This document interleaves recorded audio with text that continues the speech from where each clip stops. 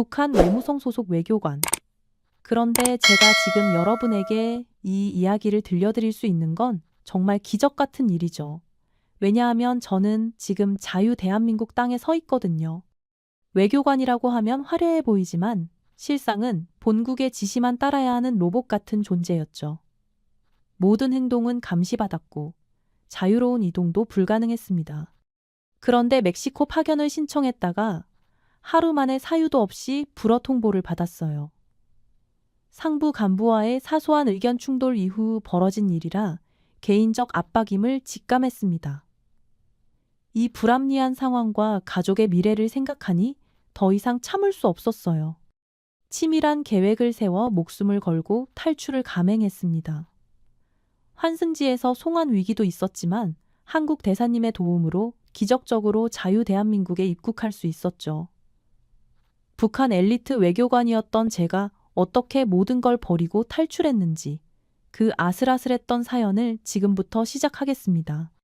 해외 대표부에서 저는 통상과 영사 업무를 담당했습니다. 겉으로 보기엔 꽤 괜찮은 직책이었죠. 매주 월요일 아침 8시가 되면 어김없이 회의실에 모여 상부의 지시사항을 전달받았습니다. 그 지시들은 절대적이었어요.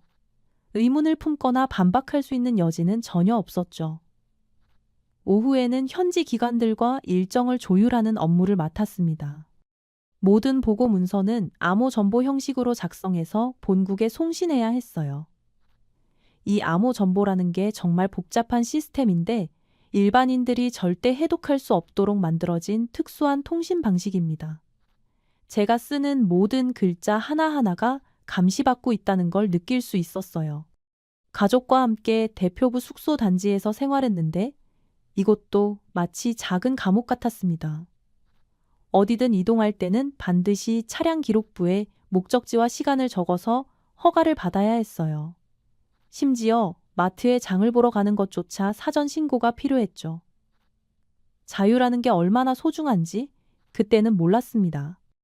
겉보기엔 규칙적이고 안정적인 생활이었지만 실상은 전혀 달랐어요. 현지 사정과 본국의 지시가 어긋나는 일이 너무 자주 발생했습니다. 이쪽 정부 기관들과 협의를 진행하다가도 갑자기 본국에서 방침이 바뀌었다는 정보가 오면 모든 걸 처음부터 다시 시작해야 했죠.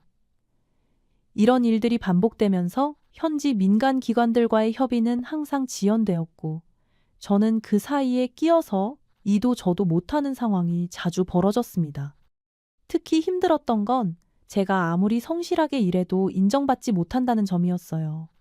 외교관이라는 직책이 주는 위신은 있었지만 정작 저는 로봇처럼 지시만 따라야 하는 존재였습니다. 창의성이나 독립적인 사고는 오히려 위험한 것으로 여겨졌죠. 이런 답답한 상황이 계속되면서 저는 점점 회의감을 느끼기 시작했습니다. 그런데 제 인생을 완전히 바꿔놓은 사건이 일어났습니다. 저는 멕시코 파견 승인을 기다리고 있었어요. 더 나은 근무 환경을 기대하며 몇 달간 준비했던 일이었죠. 그런데 토요일 오후 4시에 발신된 전보가 일요일 오전 9시에 도착했는데 그 내용을 보는 순간 등골이 서늘해졌습니다. 파견 불어, 기존 직무 유지.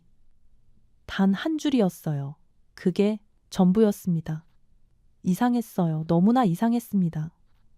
북한의 행정 절차상 이런 중요한 결정은 최소 일주일은 걸리는 게 정상인데 하루 만에 회신이 온 거죠. 게다가 불어 사유가 전혀 적혀 있지 않았어요. 이런 식으로 공문이 오는 건 처음 경험하는 일이었습니다. 더욱 의심스러운 건 같은 시기에 동료 한 명은 동일한 등급으로 멕시코 파견 승인을 받아 출국 준비를 하고 있었다는 점이었어요. 그 동료와 저의 능력이나 경력에 특별한 차이가 있는 것도 아니었는데 말이죠. 오히려 제가 더 오래 근무했고 성과도 좋았다고 자부했거든요. 곰곰이 생각해 보니 며칠 전에 있었던 일이 떠올랐습니다. 상부의 특정 간부와 업무 방향을 놓고 의견 충돌이 있었어요. 별거 아닌 일이었는데 그 이후로 제가 올린 문서들의 결제가 유독 지연되더라고요. 처음엔 단순히 바빠서 그런가 보다 했는데 지금 생각해 보니 그때부터 뭔가 잘못되기 시작한 것 같았습니다. 저는 이 모든 상황을 꼼꼼히 기록으로 남겨뒀어요. 전보 발신 시간, 수신 시간, 내용의 이상한 점들, 그리고 그 간부와의 갈등 상황까지 모든 걸 정리했습니다. 왜냐하면 이게 단순한 행정 실수가 아니라 개인적인 압박일 가능성이 높다고 판단했거든요. 그날 밤 잠이 오지 않았습니다. 천장을 바라보며 수없이 많은 생각이 머릿속을 스쳐 지나갔어요. 이대로 계속 이곳에 머물러야 하는 건지, 앞으로도 이런 불합리한 대우를 받으며 살아야 하는 건지 하는 생각들 말이죠. 그리고 무엇보다 가족들의 미래가 걱정되었습니다. 아이들이 자라서도 이런 시스템 안에서 살아야 한다는 게 견딜 수 없었어요. 그때부터 정말 중대한 결심을 품기 시작했습니다. 그 수상한 정보를 받은 후 저는 며칠 동안 신중하게 생각했습니다. 그리고 마침내 인생에서 가장 위험하지만 가장 중요한 결정을 내렸어요. 바로 탈출입니다. 하지만 이건 단순히 결심만으로 되는 일이 아니었죠. 치밀한 계획과 완벽한 준비가 필요했습니다. 가장 먼저 확인한 건 며칠 전에 재발급받은 새 여권이었어요. 다행히 모든 가족 구성원의 여권이 유효기간 내에 있었고 비자 상태도 문제 없었습니다. 이 여권들이 저희 가족의 생명줄이 될 거라는 걸 알고 있었기 때문에 정말 조심스럽게 보관했죠. 다음으로 대표부 우편실 근무표를 면밀히 검토했습니다. 야간 시간대에 인원 공백이 생기는 시간을 정확히 파악해야 했거든요. 보통 새벽 2시부터 5시까지는 최소 인원만 근무하고 특히 2시 30분경에는 교대 시간이라 잠깐 공백이 생긴다는 걸 알아냈어요. 바로 그 시간을 노려야 했습니다. 현지에 있는 여행사 지인에게 조심스럽게 연락을 취했습니다. 물론 탈출 계획은 절대 말할 수 없었고 단순히 급한 출장이 생겼다는 식으로 둘러댔죠. 다음 날 새벽 5시 하바나발 환승 항공편을 예약했고 결제 내역과 예약 확인 코드는 종이에 적지 않고 머릿속에만 기억해뒀습니다. 어떤 흔적도 남겨서는 안 되거든요. 저녁 식사 후 가족들에게 상황을 설명했어요. 물론 구체적인 내용은 말하지 않았지만 내일 아침 일찍 급한 일로 이동해야 한다고 했습니다. 아내는 뭔가 심상치 않다는 걸 눈치챘지만 더 이상 묻지 않았어요.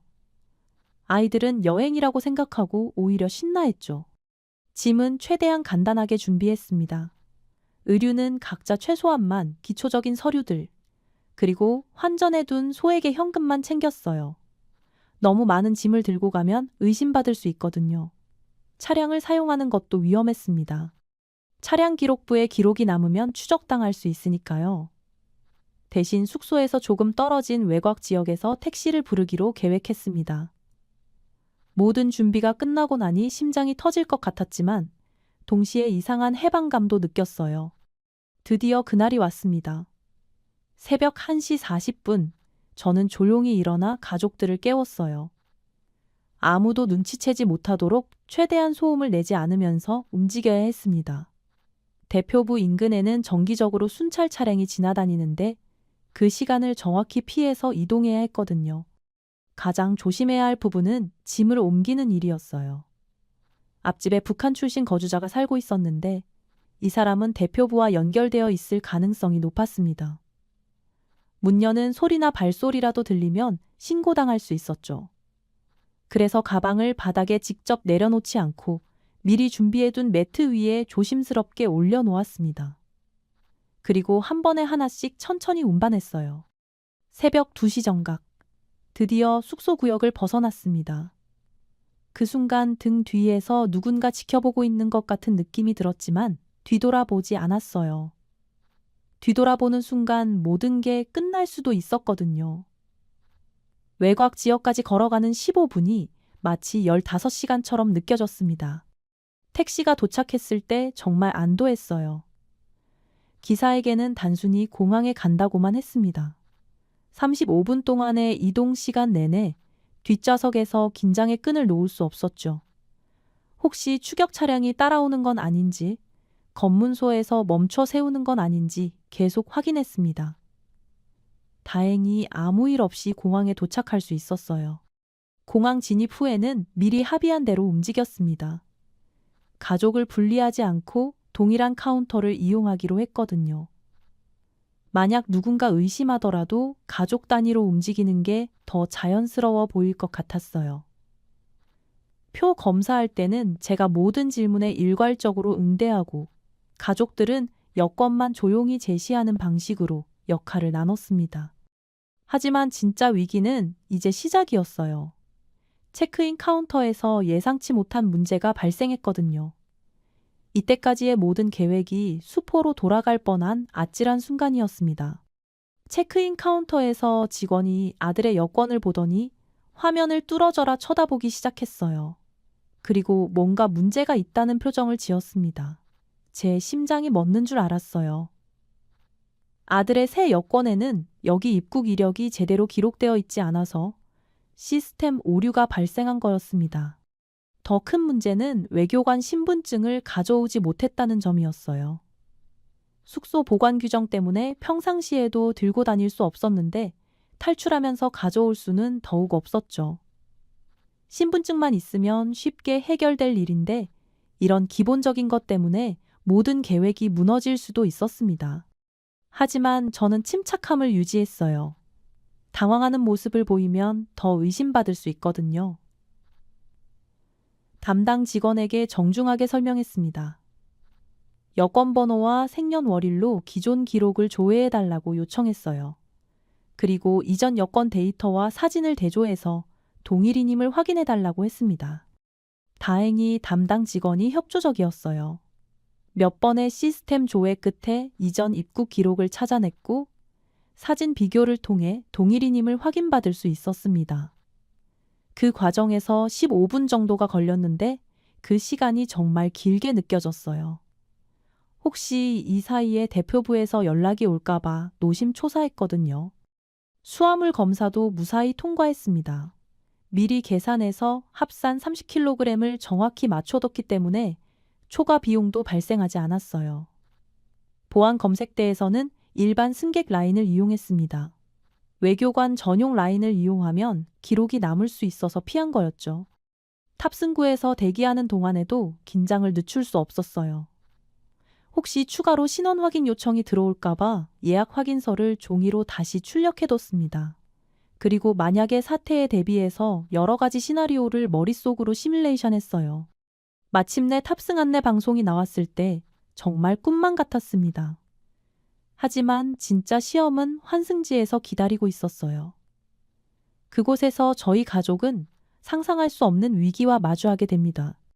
비행기에서 내린 순간부터 뭔가 이상한 기운이 감돌았어요. 환승지 공항 당국자들이 저희 가족을 기다리고 있었거든요. 그들은 정중하지만 단호한 어조로 보호실로 이동해달라고 요청했습니다. 그리고 충격적인 통보를 했어요. 정치적 보호 신청을 불허한다는 거였습니다.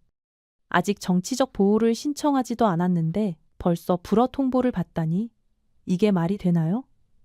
분명히 누군가가 미리 연락을 취한 게 틀림없었어요. 북한 당국에서 저희의 움직임을 파악하고 해당 국가에 송환 요청을 한 것 같았습니다. 더욱 당황스러운 건 가족을 개별 조사실로 분리한다는 거였어요.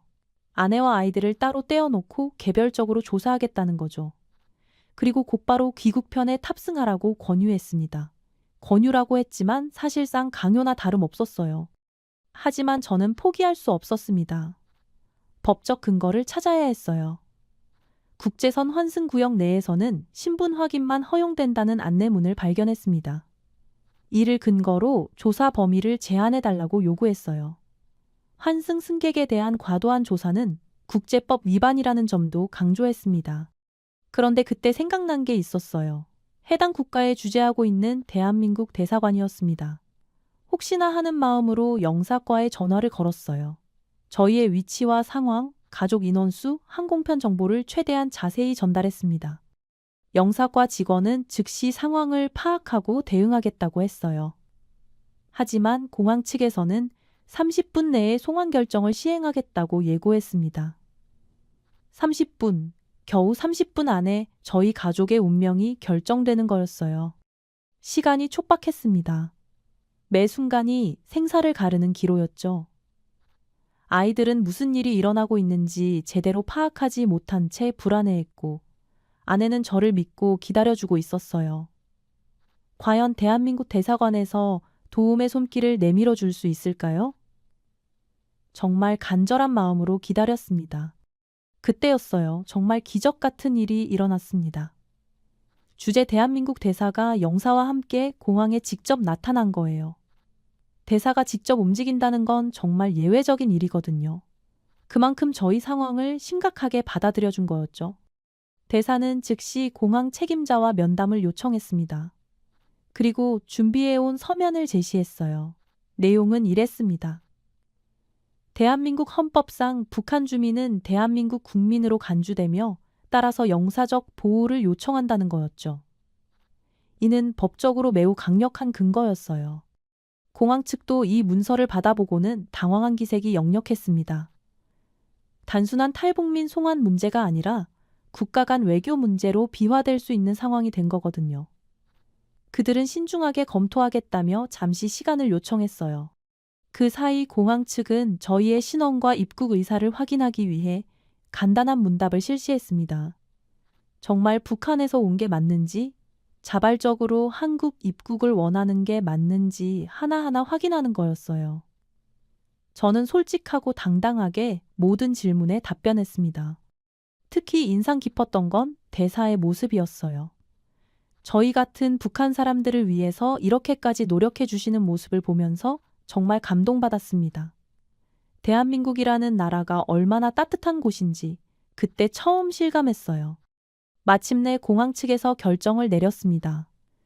가족 단위 보호 조치를 승인한다는 거였어요. 송환 절차는 즉시 중단되었고 저희는 임시 보호실로 이동할 수 있었습니다. 그 순간 정말 눈물이 날 뻔했어요. 대사관 차량으로 이동하면서 출국편 재발권과 좌석 재배정도 마쳤습니다. 모든 절차가 신속하게 진행되었어요. 대사관 직원들의 전문적인 대응 덕분에 저희는 안전하게 다음 목적지로 향할 수 있었습니다. 드디어 자유 대한민국 땅을 밟을 수 있게 된 거예요.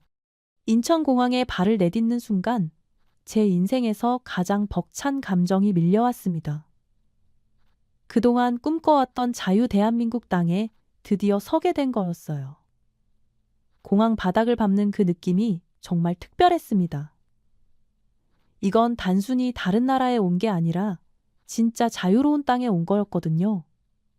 아내와 아이들도 저와 같은 마음인지 눈빛이 달라 보였어요. 하지만 감격도 잠시 곧바로 북한 이탈 주민 보호기관으로 이동해야 했습니다. 버스에서 창밖을 바라보니 한국의 풍경이 펼쳐졌어요. 깔끔하게 정돈된 도로, 질서정연하게 달리는 자동차들, 그리고 곳곳에 설치된 편의시설들이 눈에 들어왔습니다. 북한에서는 상상할 수 없는 모습이었죠. 보호기관에 도착해서 가장 먼저 느낀 건 직원들의 친절함이었어요. 저희를 맞이하는 모든 사람들이 진심으로 환영해 주는 것 같았습니다. 북한에서는 관료들이 항상 위압적이고 차갑게 대했는데 여기서는 정반대였어요. 저희가 겪었을 고생을 이해한다는 듯한 따뜻한 눈빛으로 바라봐 주셨습니다. 입소 전에 기본적인 절차들이 기다리고 있었습니다. 신원 확인서를 작성하고 소지품 목록을 정리해야 했어요. 제가 가져온 게 정말 얼마 없었는데도 하나하나 꼼꼼히 기록해 주시더라고요. 그런데 이 과정에서도 강압적인 분위기는 전혀 없었어요. 오히려 저희가 편안하게 느낄 수 있도록 배려해 주시는 게 느껴졌습니다. 초기 건강검진도 받았는데 의료진들의 전문성에 놀랐어요. 탈출 과정에서 쌓인 피로와 스트레스를 세심하게 체크해 주시고 필요한 치료나 관리 방법도 자세히 설명해 주셨습니다. 북한에서는 제대로 된 의료 서비스를 받기 어려웠는데 여기서는 정말 최고 수준의 케어를 받는 기분이었어요. 숙소 배정을 받고 나서 본격적인 오리엔테이션이 시작되었습니다. 한국에서의 체류 절차, 앞으로 받게 될 교육 일정, 신분증 발급 절차 등 정말 많은 내용을 들어야 했어요. 처음에는 머릿속이 복잡했지만 설명을 들을수록 한국의 체계적인 시스템에 감탄했습니다. 탈북민들을 위한 프로그램이 이렇게까지 세밀하게 준비되어 있다니 정말 대단한 나라구나 하는 생각이 들었어요. 특히 인상 깊었던 건 교육 프로그램이었습니다. 단순히 한국어나 기본 생활 적응만 가르치는 게 아니라 민주주의 사회의 원리부터 시작해서 경제 시스템, 법률 체계, 심지어 인간관계 맺는 방법까지 모든 걸 다 가르쳐 준다는 거였어요. 북한에서는 평생 배울 수 없었던 진짜 교육을 받을 수 있게 된 거죠. 며칠 후 외부 이동 교육이 있었는데 그때 처음으로 한국 사회를 직접 체험해 볼 수 있었어요. 쇼핑몰에 갔는데 정말 충격이었습니다. 일단 규모부터가 상상을 초월했어요. 북한에서는 볼 수 없는 크기의 건물에 수많은 상점들이 들어서 있었죠. 그런데 더 놀라운 건 세세한 부분까지 시민들의 편의를 고려한 시설들이었어요. 야외 좌석에 난방기가 비치되어 있더라고요. 추운 날씨에도 사람들이 편안하게 쉴 수 있도록 배려한 거였습니다. 이런 작은 것 하나하나가 바로 선진국의 모습이구나 하는 생각이 들었어요. 북한에서는 상상도 할 수 없는 일이었거든요. 정말 시민을 위한 나라구나 하는 걸 실감했습니다. 쇼핑몰에서 만난 사람들의 모습도 인상적이었어요. 모두들 자유롭고 행복해 보였습니다. 아이들은 뛰어다니며 웃고 있었고 어른들도 여유롭게 쇼핑을 즐기고 있었어요. 무엇보다 누구든 자신의 의견을 자유롭게 표현할 수 있다는 게 느껴졌습니다. 이런 분위기 자체가 북한과는 완전히 달랐어요. 보호기관에서 받은 각종 지원 안내표를 보면서 또 한 번 감동했습니다. 생활비 지원, 주거 지원, 교육 지원까지 정말 세심하게 준비되어 있었어요. 국가에서 탈북민들이 안정적으로 정착할 수 있도록 이렇게까지 도와준다는 게 믿기지 않았습니다. 북한에서는 국가가 개인을 억압하는 존재였는데 여기서는 정반대로 개인을 보호하고 지원하는 존재였거든요. 이 지원표를 바탕으로 향후 3개월 계획을 세웠습니다. 무엇보다 빨리 한국 사회에 적응해서 독립적인 생활을 할 수 있도록 노력해야겠다고 다짐했어요. 이렇게 좋은 기회를 주신 만큼 열심히 해서 한국 사회의 일원이 되고 싶었습니다. 그래서 직업 상담 예약도 신청했어요.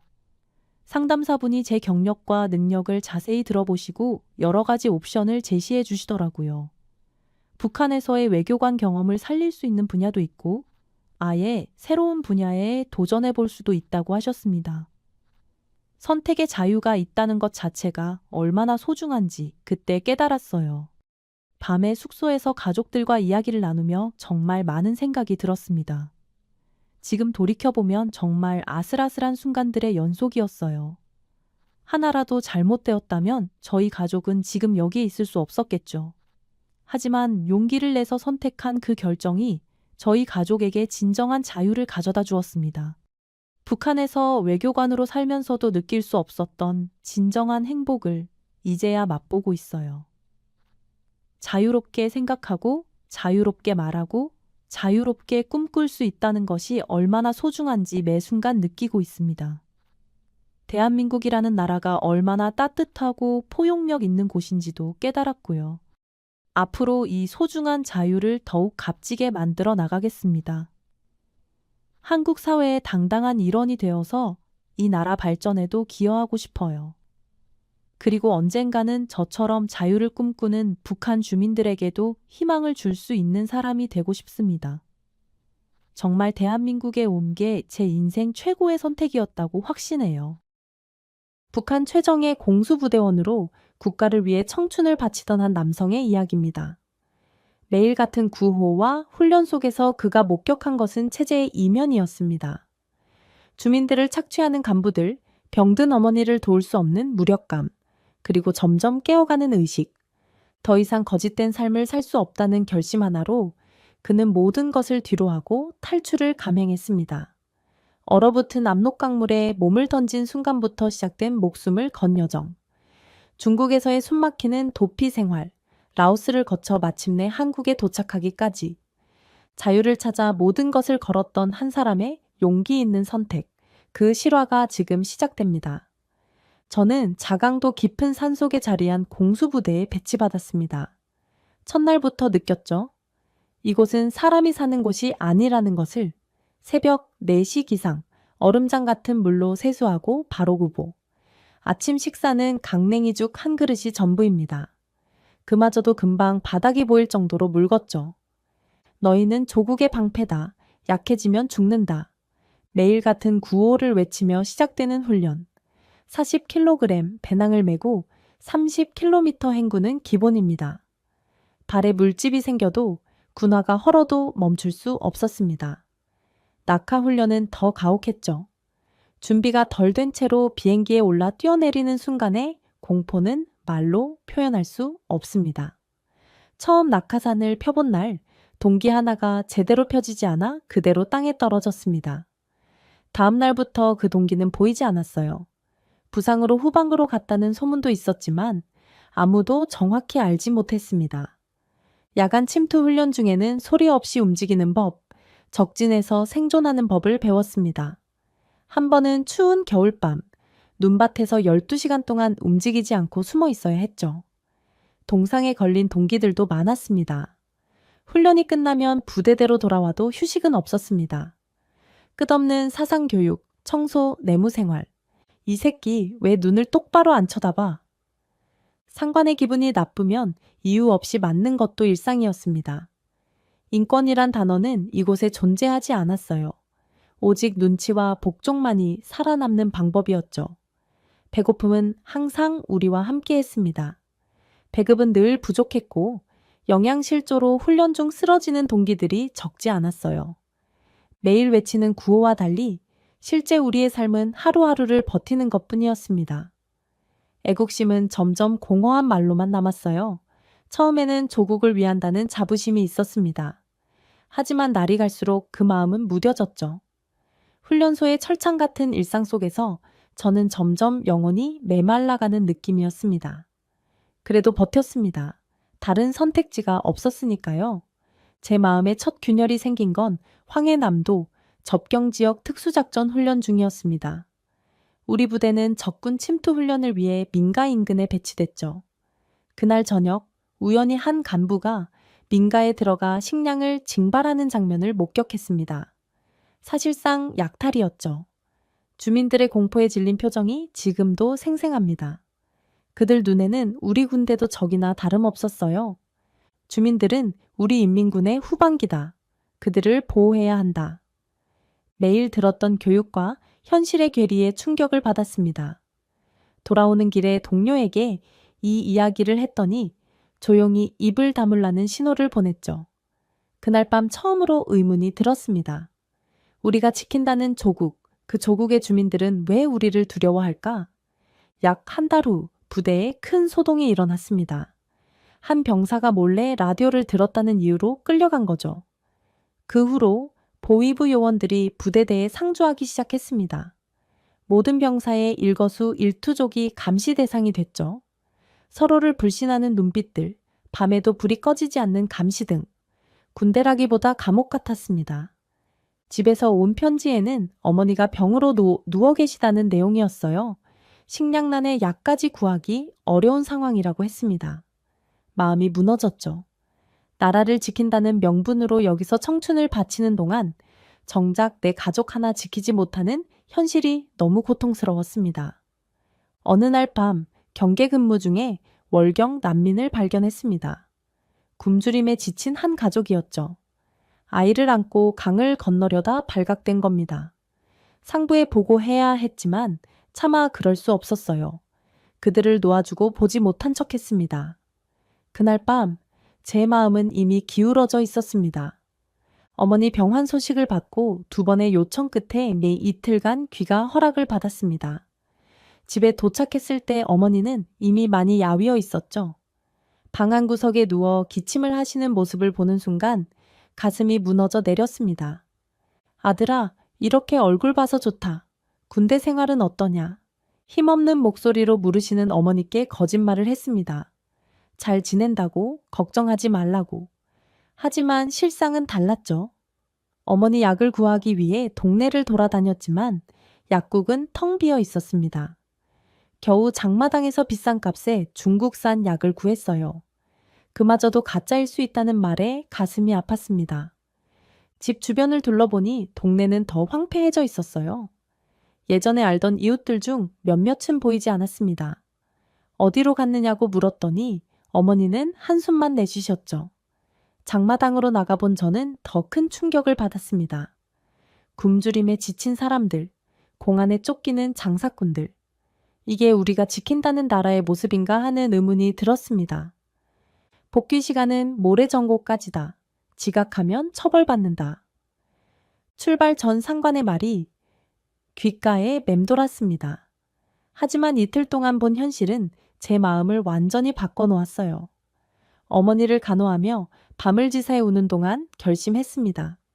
다시는 부대로 돌아가지 않겠다고. 그 결정이 얼마나 위험한지 알고 있었습니다. 군 탈영자는 바로 정치범으로 분류됩니다. 게다가 공수부대 출신이면 총살도 가능하다는 사실도 알고 있었죠. 하지만 더 이상 거짓된 삶을 살 수 없었습니다. 차라리 도망치다 죽자는 마음뿐이었어요. 복귀 전날 밤 어머니께 제 결심을 말씀드렸습니다. 처음에는 놀라 말씀을 못 하시더니 이내 눈물을 흘리셨죠. 내가 널 낳은 게 한이 되었구나. 하지만 네가 살아야 한다. 어디든 가서 사람답게 살아라. 어머니의 축복 같은 말씀을 듣고 새벽에 집을 나섰습니다. 국경으로 가는 길, 매일 새벽마다 산을 타고 압록강 경계구역의 지형을 파악하기 시작했습니다. 국경 경비대의 순찰 패턴, 감시가 소홀한 지점들을 머릿속에 새겼습니다. 국경 지역에 도착하고 나서도 바로 강을 건너지 않았습니다. 경계가 느슨한 지점을 찾는 데만 3일이 걸렸죠. 야산을 따라 이동하며 국경 경비대의 움직임을 관찰했습니다. 낮에는 숲속에 만든 간이 움막에 숨어 있었고 밤에만 조심스럽게 이동했죠. 국경을 직접 본 순간 가슴이 철렁했습니다. 압록강은 생각보다 넓었고 중국 쪽 강둑은 높아 보였어요. 첫째 날 밤 도강을 시도했다가 순찰대를 발견하고 급히 물러났습니다. 숨도 제대로 쉬지 못한 채 몇 시간을 웅크리고 있었죠. 붙잡히면 끝이다. 다시는 기회가 없을 거야. 스스로에게 계속 되뇌었습니다. 둘째 날에도 실패했습니다. 이번엔 강물이 너무 거세 보여 용기가 나지 않았어요. 마지막 날 더는 미룰 수 없었습니다. 식량도 바닥나고 부대에서 수색팀이 나올 시간도 얼마 남지 않았으니까요. 그날은 유난히 추웠습니다. 새벽 3시 별빛만이 어둠을 밝히는 시간, 모든 준비를 마쳤습니다. 옷은 비닐에 단단히 싸서 등에 묶었고 신발도 마찬가지로 처리했죠. 마지막으로 어머니와 고향을 생각하며 눈을 감았습니다. 그리고 강물에 몸을 던졌죠. 차가운 물이 온몸을 감쌌습니다. 순간 숨이 멎는 것 같았어요. 하지만 필사적으로 팔을 저었습니다. 다행히 그날은 물살이 세지 않았고 예상보다 빨리 중국 쪽으로 다가갈 수 있었죠. 제 예상대로 그 지점에는 경계병도 없었습니다. 중국 쪽 강둑에 도착했을 때는 온몸이 떨리고 있었습니다. 젖은 몸으로 옥수수밭에 숨어 아침을 기다렸죠. 옥수수밭에서 나오지 못하고 온종일 숨어 있었습니다. 주변에 사람 소리가 들릴 때마다 심장이 멎는 것 같았죠. 날이 어두워지자 조심스럽게 움직이기 시작했습니다. 허기가 져서 옥수수 몇 개를 따 허겁지겁 먹었습니다. 그때 뒤에서 소리가 들렸죠. 누구냐? 놀라서 뒤돌아보니 한 노인이 서 있었습니다. 조선족 노인이었죠. 제 모습을 보고 금방 알아차린 듯 했습니다. 아무 말도 못하고 얼어붙었을 때 노인은 조용히 손짓했습니다. 따라오게. 여기선 위험해. 노인의 집은 작고 허름했지만 따뜻했습니다.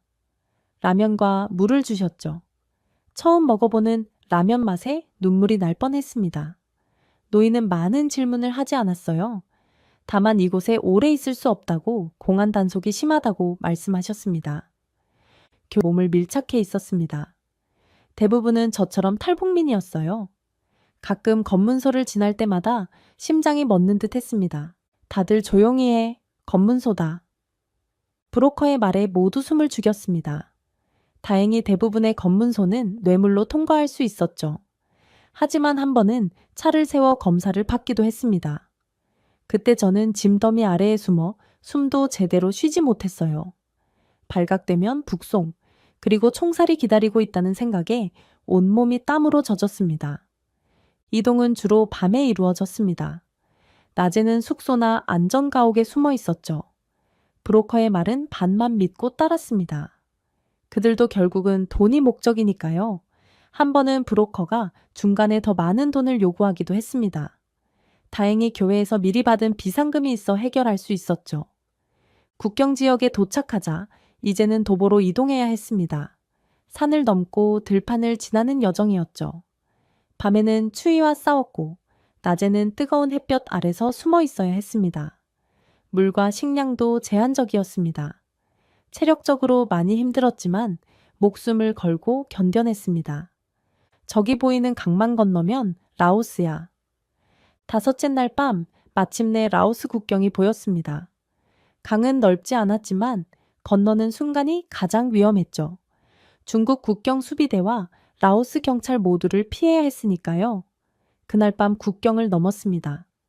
라오스 땅을 밟는 순간 안도감이 밀려왔지만 그것도 잠시였습니다.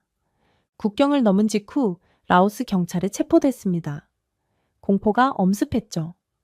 라오스에서 체포되면 중국으로 넘겨지고 중국에서는 북한으로 송환됩니다. 그곳에서 기다리는 것은 정치범 수용소나 총살뿐이었습니다. 언어도 통하지 않는 상황에서 저는 경찰서 구치소에 갇혀 며칠을 보냈습니다. 매 순간이 지옥 같았어요. 브로커가 돈을 썼다. 내일 풀려날 거다. 같이 체포됐던 탈북민의 말에 희망이 생겼습니다. 브로커가 현지 경찰에게 뇌물을 주고 우리를 빼낸 것이었죠. 풀려난 후에는 더 조심해야 했습니다. 브로커의 안내에 따라 비엔티안에 있는 한국 대사관으로 몰래 이동했습니다. 그곳까지 가는 길도 공포의 연속이었어요. 언제 다시 체포될지 모르는 상황이었으니까요. 마침내 한국 대사관에 도착했을 때 처음으로 안도의 숨을 쉴 수 있었습니다. 대사관에서 보호 요청을 하고 정식 인터뷰를 진행했죠. 그렇게 저는 한국으로 갈 수 있었습니다. 인천공항에 도착했을 때의 감정은 지금도 잊을 수 없습니다. 공항의 화려함, 사람들의 표정, 모든 것이 낯설었죠.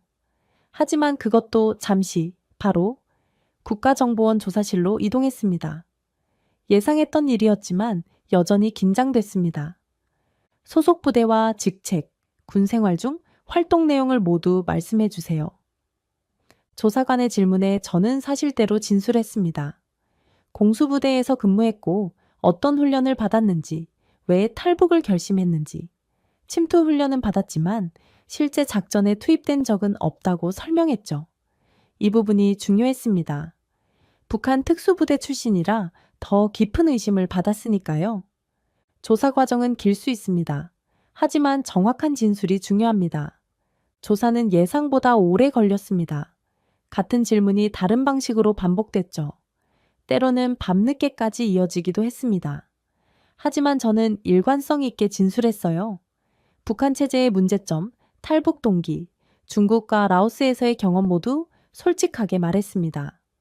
진술의 일관성이 인정됐습니다. 하나원 입소를 승인합니다.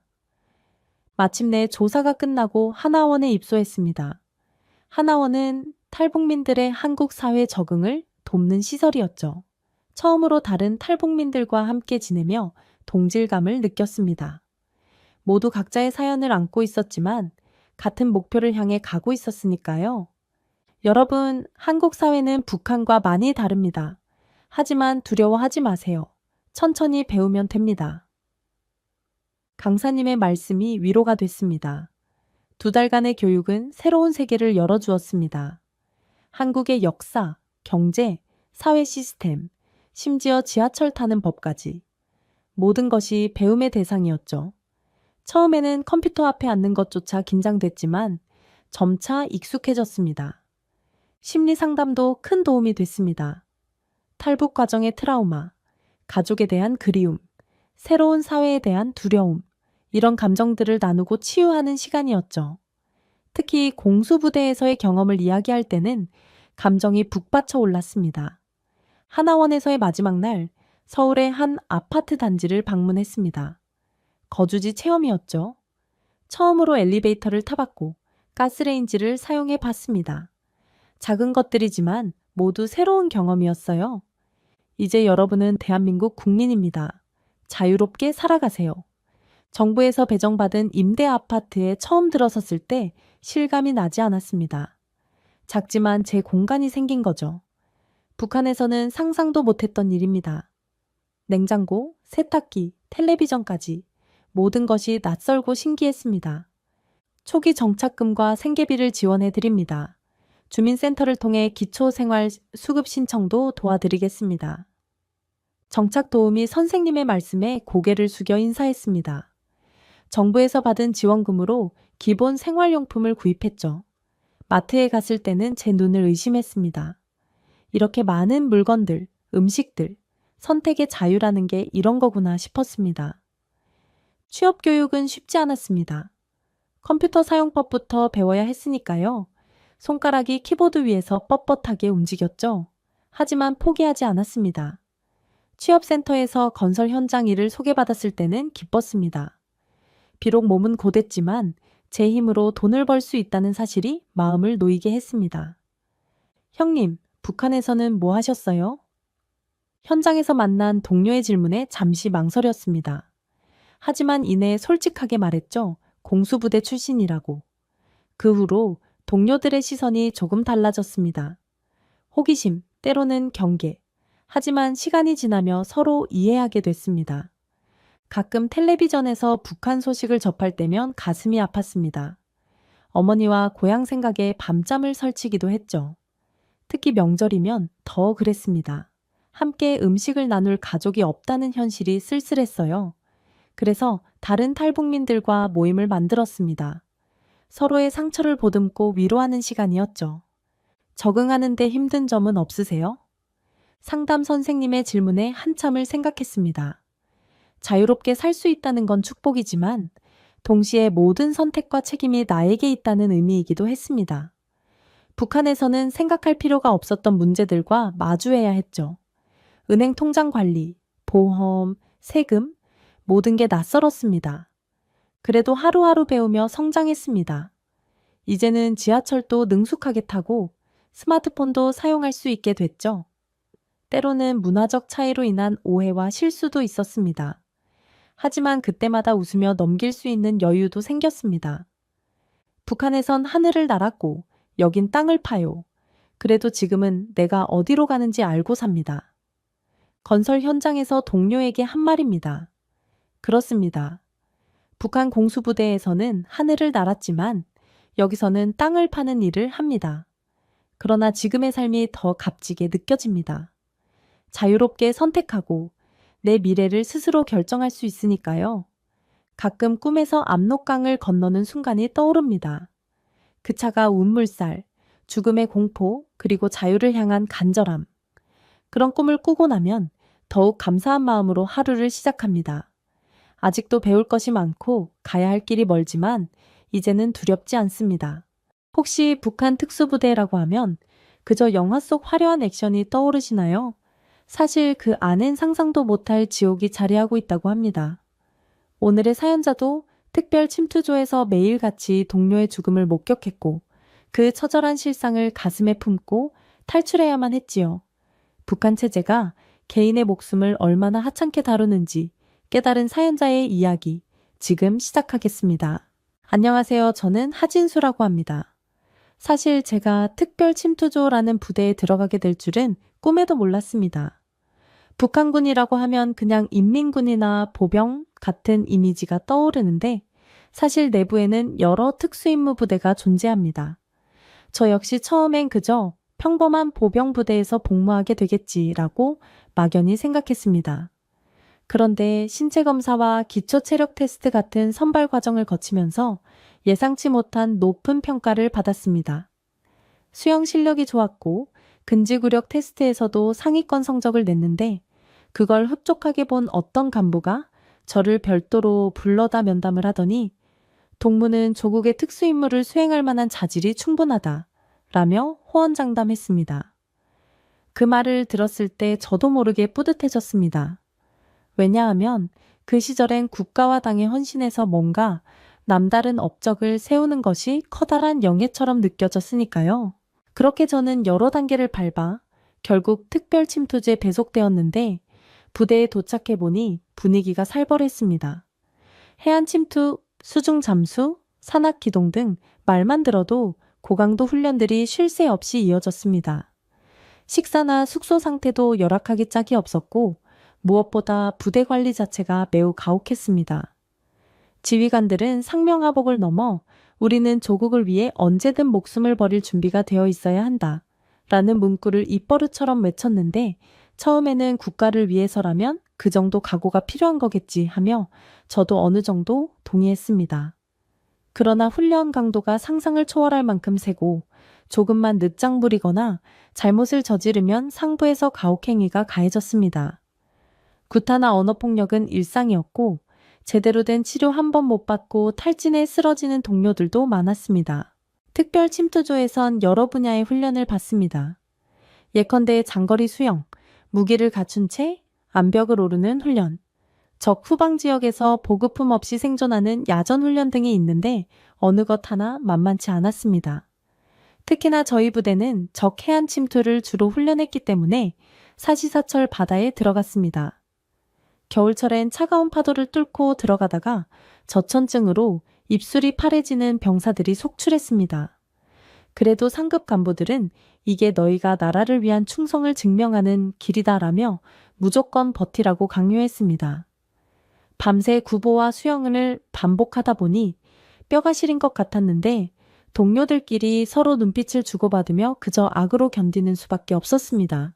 저는 비교적 젊고 체력이 좋은 편이어서 그런 혹독한 훈련 속에서도 어떻게든 버텨냈습니다. 그러자 상부에서는 제게 기대를 걸기 시작했고 일부러 위험도가 높은 훈련에 더 자주 투입했습니다. 상급자들은 그걸 인재 양성이라고 불렀지만 사실상 병사들을 실험 대상으로 삼듯 몰아치는 경우도 많았습니다. 예컨대 조류가 센 밤바다에 헤드랜턴 하나 없이 들어가 목표 지점에 도달해 무전을 넣으라는 지시를 받았는데 그 바닷속엔 물살이 워낙 커대 동료들이 몇 명이나 미끄러져 떠내려가고 말았습니다. 어둠 속에서 사람 살려 하고 외치는 목소리가 들렸지만 상부는 별다른 구명 장비도 주지 않았습니다. 결국 몇 사람은 끝내 실종되어 돌아오지 못했습니다. 그 일이 있고 나서 저는 마음속에 큰 충격을 받았습니다. 이게 정말 국가를 위한 희생인가? 아니면 단지 무리한 훈련으로 사람을 버리는 건가? 하는 의심이 끌어올랐습니다. 하지만 부대에서는 그러한 사고들을 덮고 넘어가거나 대의 명분을 앞세워 제식으로 포장했습니다. 훈련 중 사고로 사망하거나 실종된 병사들에 대해서는 국가에 충성하던 중 애석하게 목숨을 잃었다 정도의 간단한 통지서를 가족들에게 보냈고 그마저도 제대로 전해지지 않거나 오히려 유족 탓을 하는 경우가 허다했습니다. 동무가 마음가짐이 부족해서 사고가 난 것이다 라는 식으로 책임을 전가하기도 했죠. 그리고 이후로는 아무 일 없었다는 듯 다시 훈련을 재개했습니다. 부대 내에서 그 사실에 대해 문제 제기라도 하려 하면 상부에 찍혀 심한 처벌을 받을 게 뻔했기 때문에 대체로 다들 입을 꾹 닫고 지내야 했습니다. 그중엔 제게 무척 잘해주던 김성택이라는 분이 있었습니다.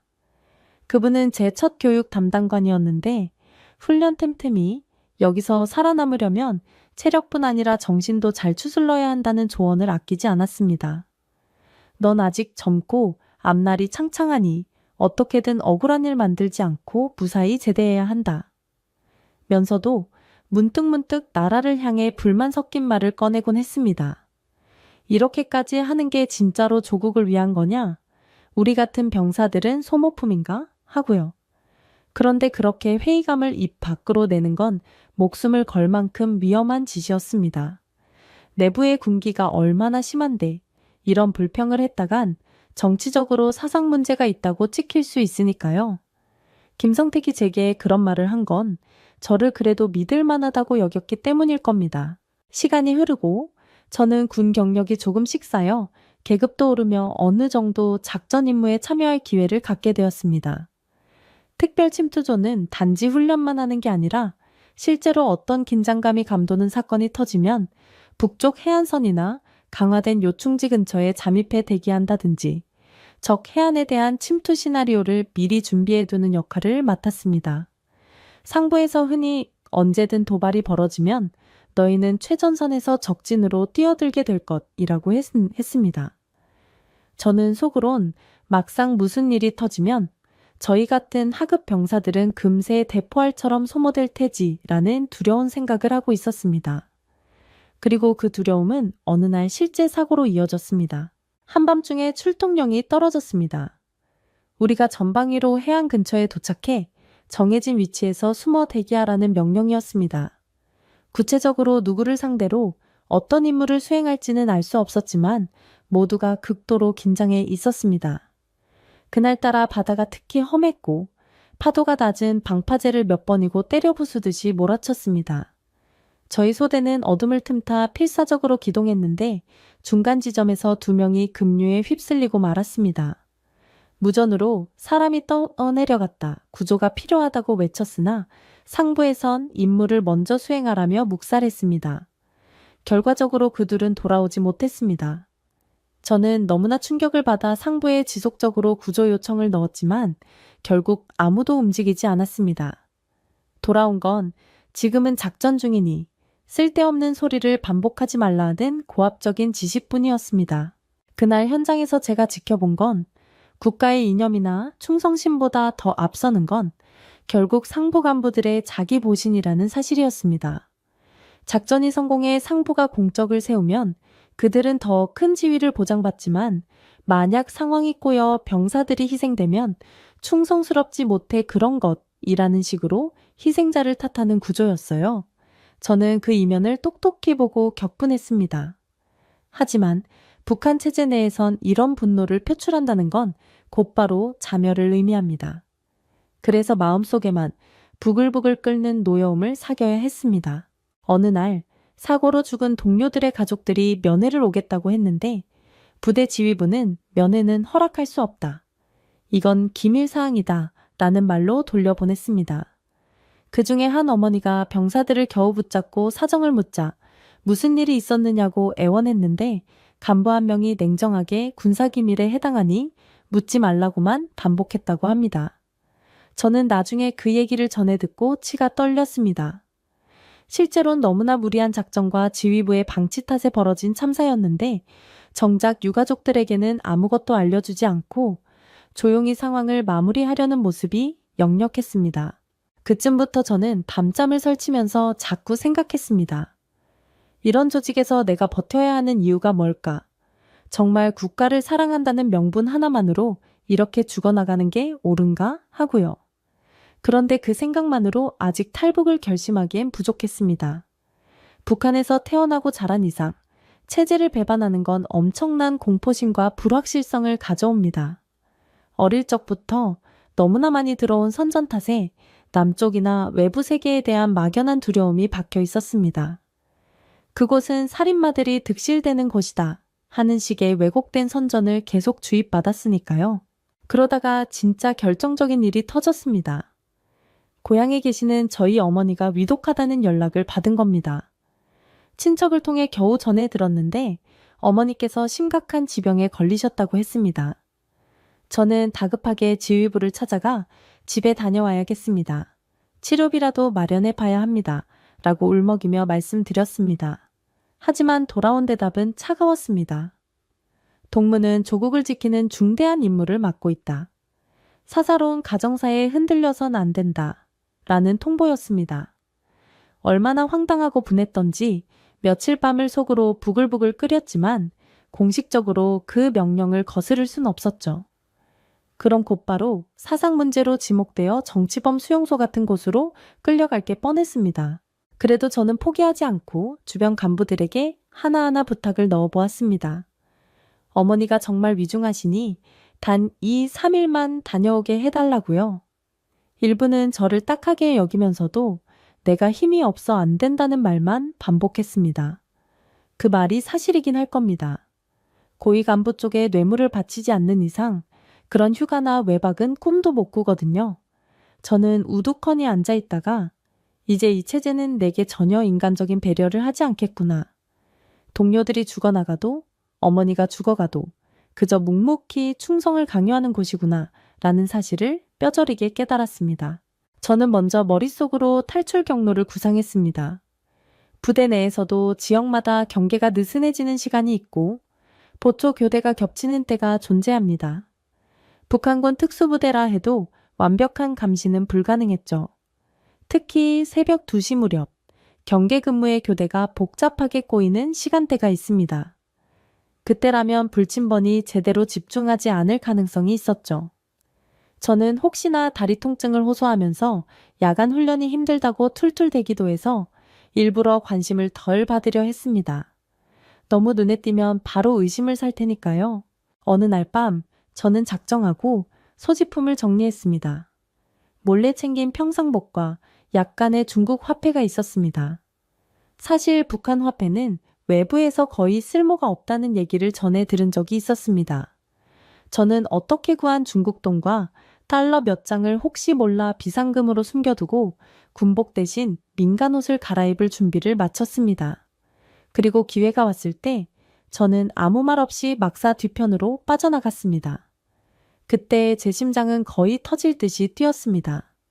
발소리를 죽이고 최대한 그림자의 몸을 숨기며 한 걸음씩 내디뎠습니다. 언제라도 비명이 울리고 제가 붙잡힐 수 있다고 상상하니 온몸이 땀으로 흥건해졌습니다. 운이 좋았는지 저는 큰 어려움 없이 부대 담벼락을 넘었습니다. 이제부터는 인근 시골길을 따라 무작정 걸어야 했습니다. 그런데 군인이 탈영했다는 사실이 곧 밝혀질 텐데 어딜 가든 검문이 심할 게 뻔했죠. 그래서 저는 일단 사람들 눈에 띄지 않는 야산 쪽을 택했습니다. 때마침 달빛이 흐릿하게 비치던 밤이어서 어둠을 틈타 최대한 산길을 파고들었습니다. 문제는 식량이 거의 없었다는 겁니다. 그러나 그건 나중 일이고 당장 부대의 추적을 따돌리는 게 급선무였습니다. 밤새 산을 헤매고 다음 날도 하루 종일 나무 뒤에 숨어 지냈습니다. 중간에 계곡물을 그냥 마시며 목을 축이는데 배가 너무 고팠습니다. 그러다 해가 저물 무렵 다시 길을 재촉했습니다. 총 며칠 동안 그렇게 낮에는 숨어 있고 밤에는 빠르게 이동하는 방식으로 조금씩 북쪽 국경지대로 이동했습니다. 왜냐하면 제가 있던 곳이 함경북도 내륙 쪽이라 두만강이나 압록강 근처까지 가는 데에 꽤 거리가 있었습니다. 저는 어렴풋이 두만강 근처에서 밤에 강을 건너 중국 쪽으로 가야겠다고 생각했습니다. 만약 잡히면 무조건 죽음이니 다른 선택지는 없었어요. 고단함 속에서도 심리적 압박이 엄청났습니다. 비가 오는 날이면 산비탈이 미끄러워 몸이 이리저리 구르기 일쑤였고 밤에는 야생동물 소리도 들려 금방이라도 달려들 것 같은 공포가 엄습했습니다. 게다가 저는 그동안 특수부대에서 배웠던 체력 훈련을 잔뜩 했지만 이렇게 몇 날, 며칠을 굶주린 채 야산을 누비는 건 또 다른 차원의 고난이었습니다. 발바닥은 물집 투성이가 되었고 허벅지 근육이 경련을 일으키기도 했습니다. 그래도 이대로 잡히면 모든 게 끝이라는 절박감이 저를 움직이게 했습니다. 며칠 지나 국경 인근에 도착했을 때 그 부근은 늘 삼엄한 경계가 이루어지는 곳이라 더욱 조심스러웠습니다. 저는 최대한 해가 진 뒤에 강으로 접근하려고 마음먹었고 낮에는 강 근처 언덕이나 수풀이 우거진 곳에 웅크리고 있었습니다. 강을 건너려면 어디가 수심이 얕고 어디가 보초가 적은지 파악해야 했습니다. 아무 준비 없이 뛰어들었다가는 순찰대에게 발각될 확률이 높았습니다. 다행히 제가 특수부대에서 물에 대한 훈련을 많이 받았으니 수영은 자신 있었지만 그건 어디까지나 장비나 지원이 어느 정도 있을 때의 이야기였습니다. 여기선 그냥 맨몸이었고 수온이 얼마나 차가운지 수심이 얼마나 깊은지 전혀 알 수가 없었습니다. 결국 저는 다리 없는 구름 낀 밤을 골랐습니다. 최대한 소리도 내지 않고 강물에 몸을 담그는데 차갑고 깊은 느낌이 온몸을 파고들었습니다. 한두 번 잠수하다 수면 위로 숨을 내쉬며 고개를 들면 언젠가 멀리서 불빛이 번쩍거리는 듯 보였습니다. 아, 혹시 저게 초속 불빛인가? 싶어 덜컥 겁이 났습니다. 그래도 포기할 수는 없었습니다. 저는 최대한 호흡을 죽인 채 물살을 이용해 조금씩 흘러갔습니다. 생각했던 것보다 강이 깊고 물살이 셌지만 특수부대에서 혹독하게 배웠던 수영 노하우가 확실히 도움이 되었습니다. 무엇보다 절박한 심정이 버팀목이 되었죠.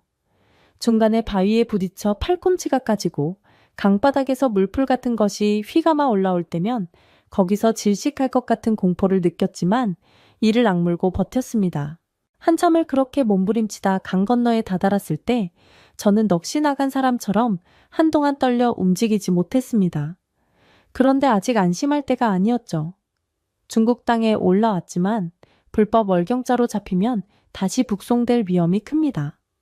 북송당하면 처형은 시간 문제라는 걸 알기에 저는 더 필사적으로 몸을 숨기려 했습니다. 근처에 있는 작은 숲이나 풀숲에 웅크린 채 일단 날이 밝을 때까진 최대한 움직이지 않았습니다. 제 모습이 말이 아니었습니다.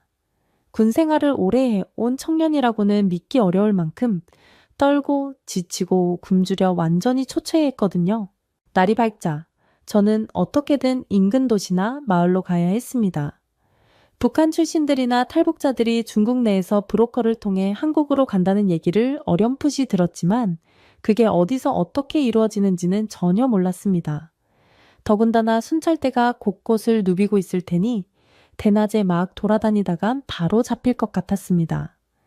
그래서 갈림길마다 잠시 숨어서 주변 상황을 살폈습니다. 그렇게 조금씩 문명의 기척이 나는 곳을 향해 이동했습니다. 어느 순간 멀리서 인가가 보이자 반가우면서도 두려웠습니다. 만약 중국 경찰에 신고라도 당하면 끝장이니까요. 하지만 선택의 여지가 없었습니다. 저는 지푸라기라도 잡는 심정으로 어느 시골 마을에 몰래 들어갔습니다. 너무 지쳐서 더는 걷기 힘들었으니까요. 마을 뒤편 헛간처럼 보이는 건물에 숨어 무작정 하룻밤을 지냈는데 다음날 아침이 되자마자 허기진 배를 참지 못해 주변을 뒤적거리다 그 집 주인에게 들켜버렸습니다. 노인이 저를 발견하고 처음엔 굉장히 놀라며 뭐라 화를 내듯 중국말을 했습니다. 저는 알아들을 수 없으니 죄송하다. 북한에서 넘어왔다며 엎드려 빌었습니다. 무슨 일인지는 몰라도 상황이 심상치 않다고 느꼈는지 노인은 경찰 부르겠다는 듯 제스처를 했습니다. 순간 저는 심장이 철렁 내려 앉았습니다. 잡히면 다시 북송이라 절망적이었으니까요. 다행히 그 노인이 끝내 경찰을 부르진 않았습니다. 그러나 저를 내쫓듯이 빨리 나가라고 손짓했습니다. 저는 얼른 나와서 도망쳤습니다. 그 뒤로도 며칠 동안 비슷한 일이 반복되었습니다. 굶주림 때문에 마을 근처를 기웃거렸다가 발각되면 내쫓기고 또 다른 곳으로 이동하는 시기였어요. 그러다 어느 날 우연히 한 가게 간판에서 한글 비슷한 글씨를 발견했습니다. 가까이 가서 보니 한인들이 운영하는 식료품점 같았습니다.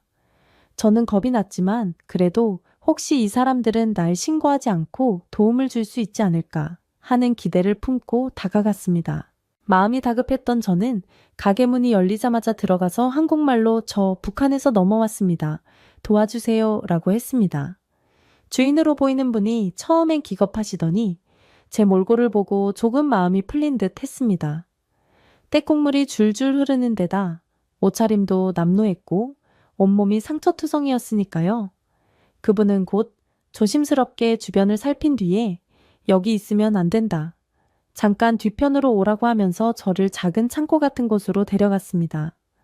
한참 서로 말을 나누던 중 제가 특수부대 출신이라는 말을 얼핏 꺼내자 그분 표정이 순간 굳어졌습니다. 아, 그런 위험한 경력이라면 더 조심해야 한다며 우려를 표했습니다. 그래도 저를 받아주긴 어려우니 잘 아는 사람에게 연락해 보겠다고 하셨습니다. 그 뒤로 며칠 동안 저는 그 가게의 뒤편 창고에 숨어 지내며 조금씩 주시는 밥을 먹었습니다. 사실 저는 그저 얌전히 한국으로 갈 방법만 찾으면 되었지 그분에게 폐를 끼치고 싶지 않았습니다. 그런데 세상은 녹록지 않았습니다. 결국 조금 시간이 지나 브로커라고 불리는 사람이 나타났습니다.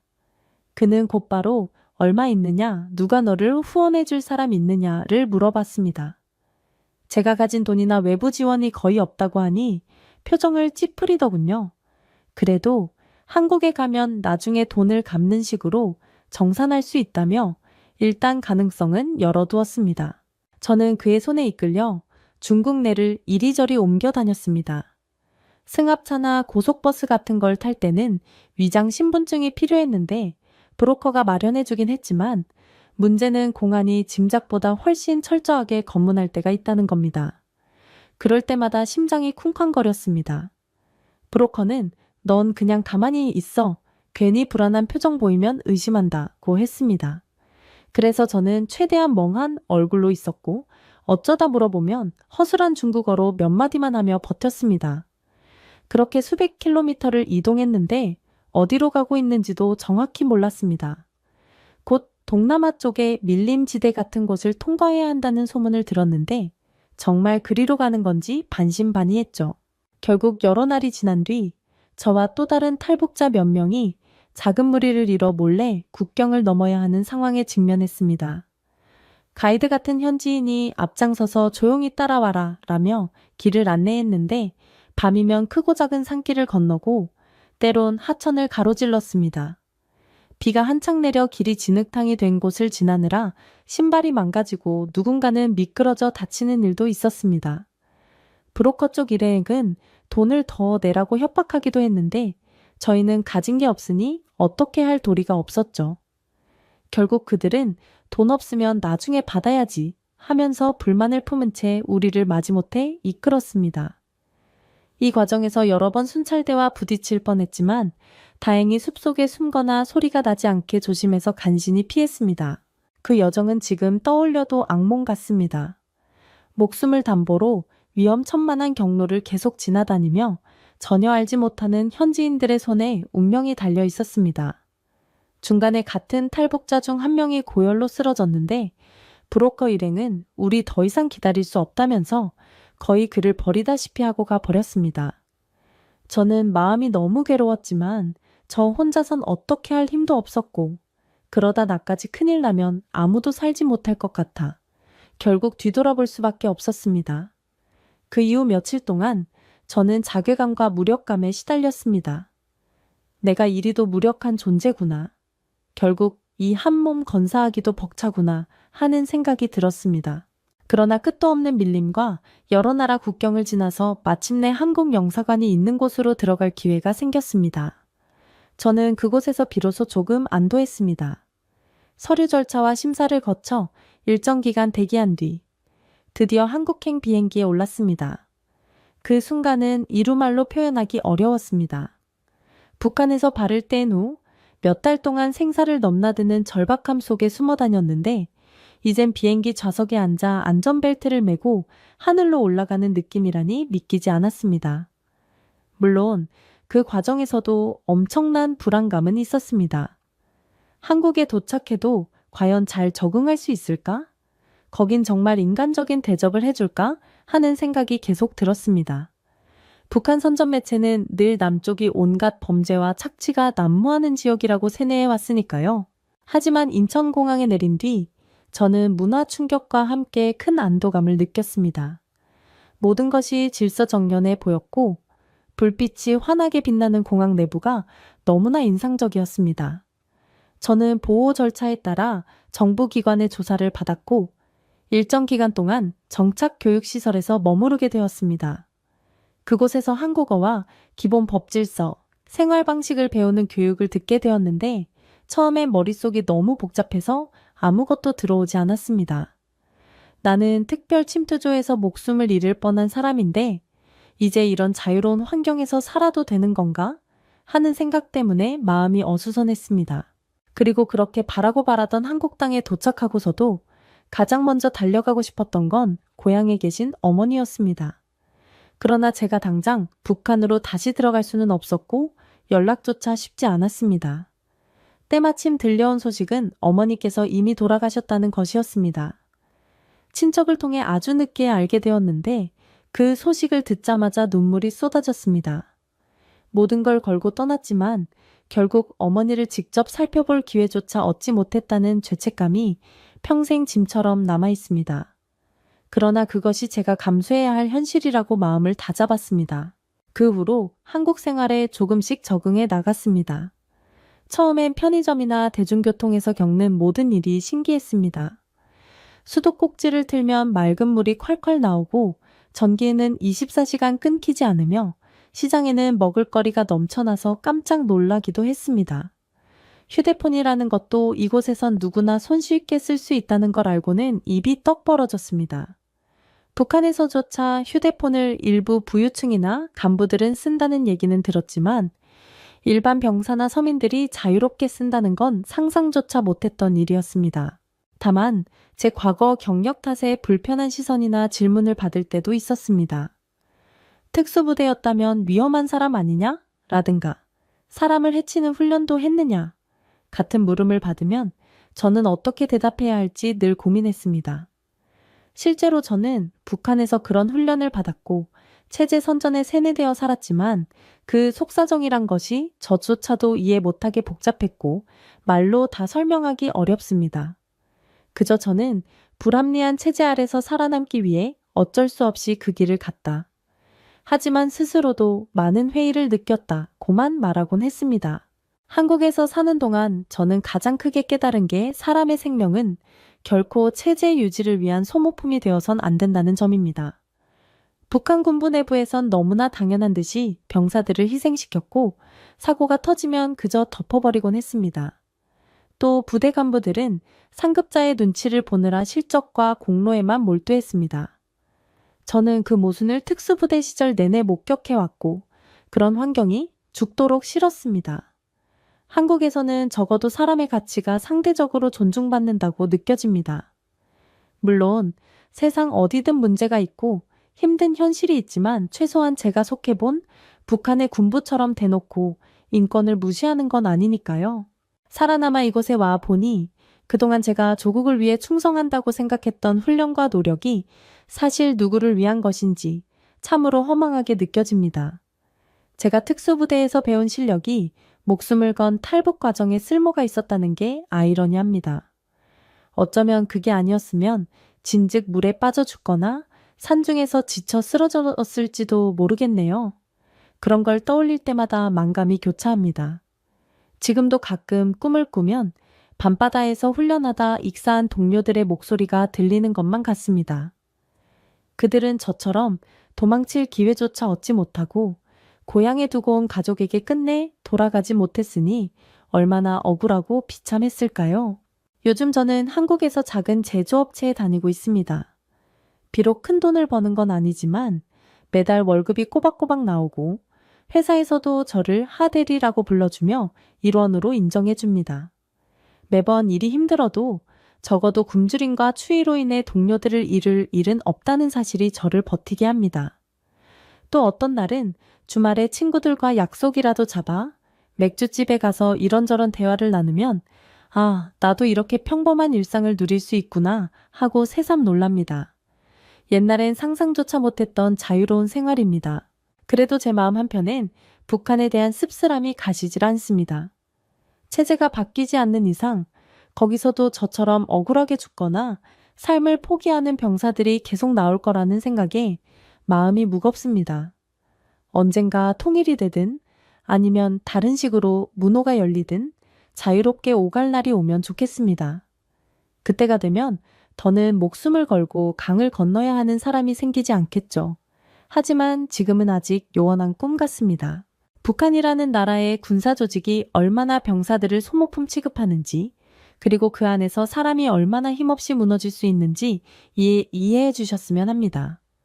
동시에 저는 한국에서 새로운 삶을 이어가며 잃어버린 것들에 대한 아픔도 간직하면서 스스로를 다스리고 있습니다. 아직 갈 길은 멀지만 적어도 이곳에선 내가 원하면 무엇이든 할 수 있다는 기분이 들어 살만합니다.